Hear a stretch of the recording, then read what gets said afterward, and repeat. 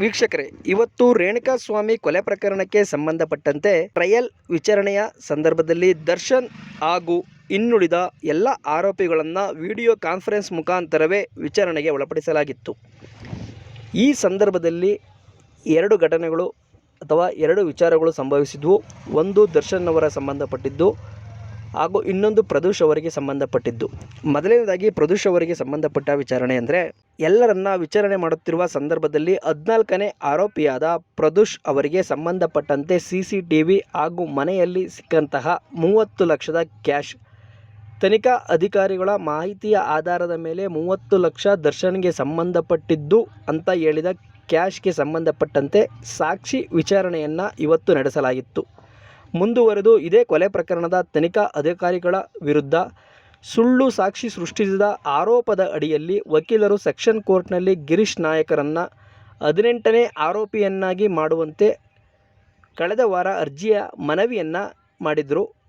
CRPC 310 ಹಾಗೂ 319ನೇ ಅಡಿಯಲ್ಲಿ ಸಲ್ಲಿಕೆ ಮಾಡಿದ ಅರ್ಜಿಗೆ ಪ್ರಾಸಿಕ್ಯೂಷನ್ ಅವರು ಅಂದರೆ ಪ್ರಸನ್ನ ಕುಮಾರ್ ಅವರು ಇವತ್ತು ಆಕ್ಷೇಪಣೆಯನ್ನು ಸಲ್ಲಿಸಿದರು. ಇದೇ ವೇಳೆ ಮಾನ್ಯ ನ್ಯಾಯಾಧೀಶರು ತನಿಖಾ ಅಧಿಕಾರಿಯಾದ ಗಿರೀಶ್ ನಾಯಕ್ ಅವರ ಮೇಲೆ ದಾಖಲಾಗಿರುವ ಸುಳ್ಳು ಸಾಕ್ಷಿಯ ಆರೋಪದ ಕುರಿತಂತೆ ಉತ್ತರವನ್ನು ನೀಡುವಂತೆ ನೋಟಿಸ್ ಜಾರಿ ಮಾಡಿದ್ದಾರೆ.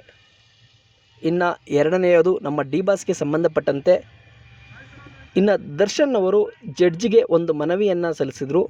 ದರ್ಶನ್ ಅವರು ಪ್ರತಿಯೊಂದು ವಿಚಾರಣೆಯ ಸಂದರ್ಭದಲ್ಲೂ ವಿಡಿಯೋ ಕಾನ್ಫರೆನ್ಸ್ ಮುಖಾಂತರವೇ ಹಾಜರಾಗ್ತಿದ್ರು. ಆದರೆ ಈ ಸಲ ಮೊದಲ ಬಾರಿಗೆ ಮಹಾಸ್ವಾಮಿಗಳೇ, ನನಗೆ ತಿಂಗಳಲ್ಲಿ ಒಂದು ಬಾರಿಯಾದರೂ ಕೋರ್ಟಿಗೆ ಹಾಜರಾಗುವಂತೆ ಅವಕಾಶವನ್ನು ಕಲ್ಪಿಸಿಕೊಡಬೇಕು, ನನ್ನ ಮನೆಯವರನ್ನು ವೀಕ್ಷಣೆ ಮಾಡುವುದಕ್ಕೆ ಅಂತ ಮನವಿಯನ್ನು ಮಾಡಿದರು. ನಿಜವಾಗಲೂ ಇದು ಆಶ್ಚರ್ಯಪಡುವಂತಹ ವಿಚಾರ. ಇದನ್ನೆಲ್ಲ ಗಮನಿಸಿದಂತಹ ಮೀಡಿಯಾದವರು ದರ್ಶನ್ ಅವರು ಒಂದು ತುತ್ತಿನ ಊಟಕ್ಕೋಸ್ಕರ ಮನವಿಯನ್ನು ಸಲ್ಲಿಸಿದರು ಅಂತ ತಿಳಿದುಕೊಂಡರು. ಇದನ್ನೇ ಕೆಲವೊಂದು ಸುದ್ದಿ ವಾಹಿನಿಗಳು ಸಹ ಪ್ರಸಾರವನ್ನು ಮಾಡಿದರು. ವಿಜಯಲಕ್ಷ್ಮಿಯವರು ತಿಂಗಳಲ್ಲಿ ಒಂದು ಬಾರಿ ದರ್ಶನ್ ಅವರನ್ನು ಭೇಟಿಗೆ ಬಂದ ಸಂದರ್ಭದಲ್ಲಿ ಮಾಂಸಾಹಾರ ಊಟವನ್ನು ತಂದುಕೊಡ್ತಾರೆ. ಅದನ್ನು ಸವಿಯಲು ಒಂದು ತುತ್ತಿನ ಊಟಕ್ಕೋಸ್ಕರ ದರ್ಶನ್ ಅವರು ಈ ರೀತಿ ಮನವಿಯನ್ನು ಮಾಡಿಕೊಂಡ್ರು ಅಂತ. ಆದರೆ ಅದು ತಪ್ಪು ಮಾಹಿತಿ. ನಿಜವಾಗಿಯೂ ಆತ ಒಂದು ತುತ್ತಿನ ಊಟಕ್ಕೋಸ್ಕರ ಅಲ್ಲ, ಬದಲಾಗಿ ತನ್ನ ಅಭಿಮಾನಿಗಳನ್ನು ವೀಕ್ಷಣೆಗೋಸ್ಕರ ಈ ನಿಲುವನ್ನು ಕಂಡುಕೊಂಡ್ರು ಅಂತ ಹೇಳಿದ್ರೆ ತಪ್ಪಾಗಲಿಕ್ಕಿಲ್ಲ. ಇದು ಅವರ ಆಪ್ತ ವಲಯಗಳಿಂದ ಹೊರಬಿದ್ದಂತಹ ಮಾಹಿತಿ. ವೀಕ್ಷಕರೇ, ಈ ವಿಚಾರವನ್ನು ಕೇಳಿದರೆ ಅಭಿಮಾನಿ ಮಾತ್ರ ಅಲ್ಲ, ಪ್ರತಿಯೊಬ್ಬ ಕನ್ನಡಿಗನ ಹೃದಯದಲ್ಲೂ ಮನಸ್ಸಿಗೆ ನಿಜವಾಗಲೂ ನೋವು ಉಂಟಾಗುವಂತಹ ಸಂಗತಿ.